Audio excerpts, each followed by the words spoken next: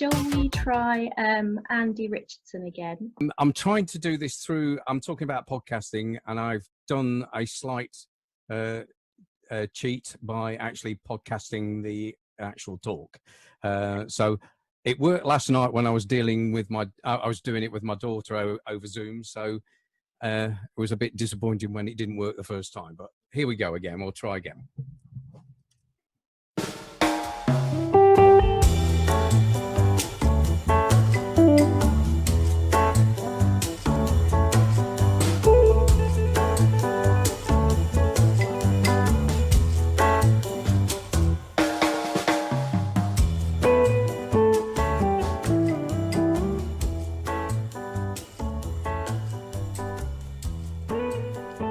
I had a Yeti Blue microphone for ages, and I got the kids to buy me a microphone stand for my birthday last year because I was going to podcast, and I never did.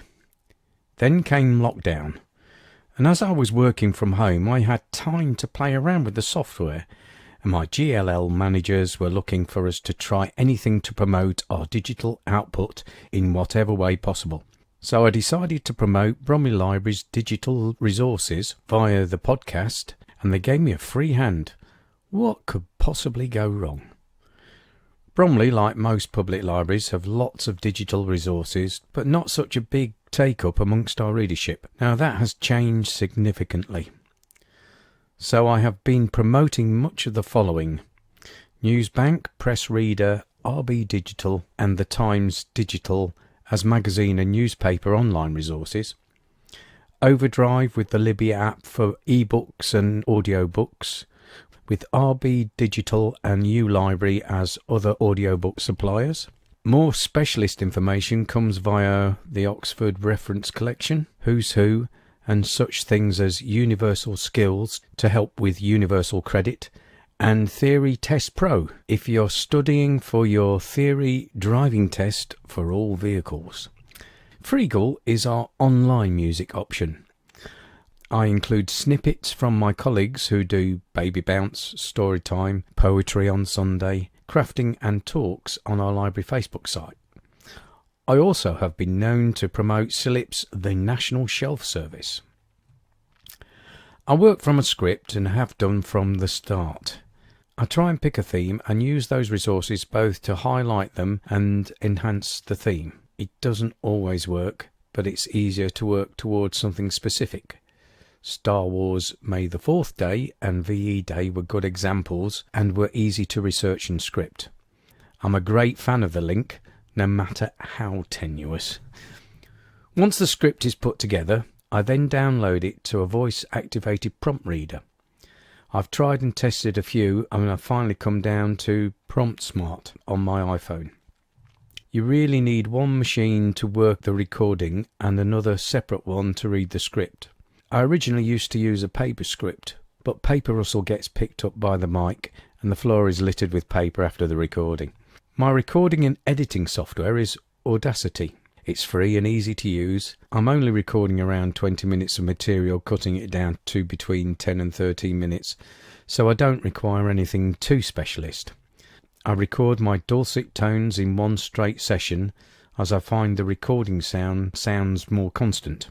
When I get it wrong, I repeat, usually with a marker like a raspberry or a rude word.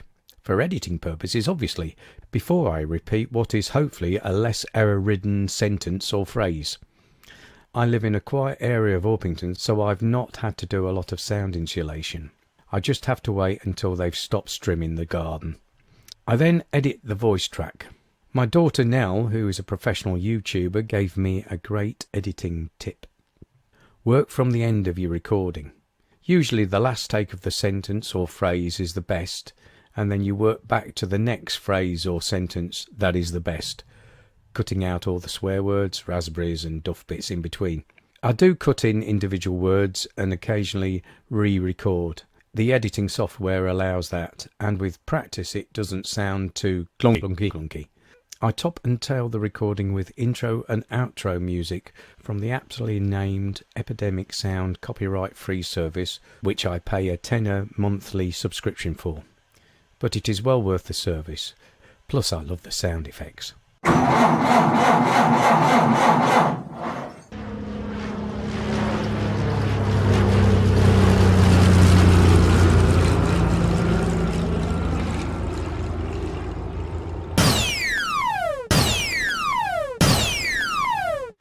Once I'm happy with the end product, I save it as an MP3 and then upload it to my podcast host, Buzzsprout. Mainly because I love sprouts. No, I really do. I love sprouts. Buzzsprout is free for up to 2 hours of podcasting a month, but I subscribe for about a tenner a month, and you get a few more things via your stats and website. Buzzsprout is an easy editing podcast site to upload, and you edit the front end of the public end of your website for your podcasts at the same time. Your listeners can go straight to the site to see your podcasts, or you can highlight a link to the most recent podcast. It gives you the facility to download a snippet of your podcast of up to a minute, which you can post on Facebook or your website to advertise the latest podcast. Because of this, I now do a quick intro of what the podcast is about on the podcast of just under a minute, and I copy it using Buzzsprout editing tool, and hey presto, instant advert. The other advantage of the Buzzsprout website is I paste in all the links to what I've been talking about, and people can just link direct to them. I have started to put the script up there as well for people who like to read my great and witty writings, autographs by appointment. Buzzsprout helps you link to Apple, Spotify, Podcast Addict, Deezer and other podcast feeds and provides great stats. I've had over 250 downloads since I started in April. Podcasts are not being listened to as much during lockdown apparently, but I'm happy with those listening figures. Library podcasting is something I'm looking to continue and develop post-COVID-19, and I'm happy to chat to anyone who's interested in podcasting or in fact does their own library podcasts. There are library podcasts out there, but mainly in the States. I think we need to get a UK movement going. And if an old bloke like me can do it, anyone can. Thanks for listening.